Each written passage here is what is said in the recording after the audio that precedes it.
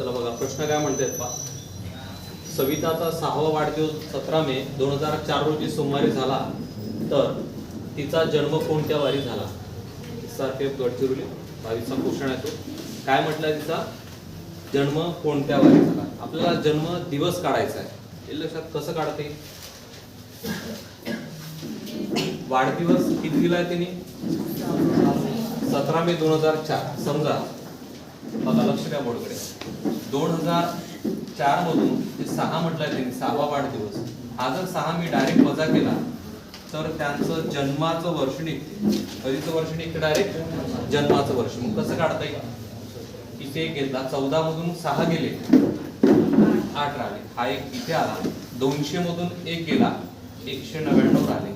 म्हणजे त्याचं जन्माचं वर्ष कोणतं असेल? 1998. आता सरळ गणित आपल्याला मांडता येत. पहा किती तारीख आहे? 17 मे 1900 किती 98 हे त्यांचं जन्माचं वर्ष झालं. लक्षात. त्यांनी किती वाढदिवस म्हटलाय?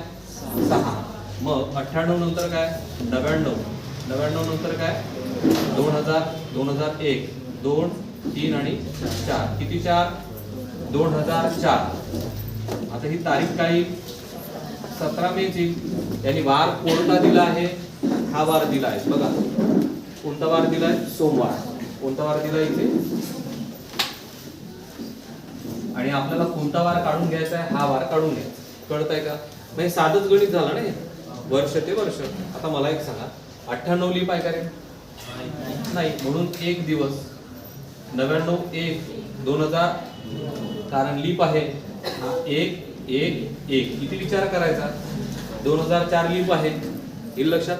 पण आहे की नाही? महिना आहे का त्याच्यात? बघा या मेला विचारा की तुझ्या अगोदर फेब्रुवारी आहे का?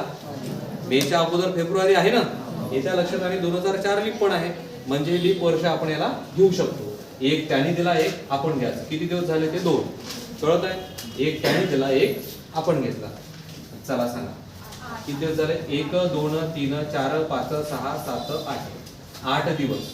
8 दिवस कुठे जायचं तुम्हाला? मागे. मग 8 दिवस मागे जाण्यापेक्षा आपण या 8 ला कितीने भागायचं?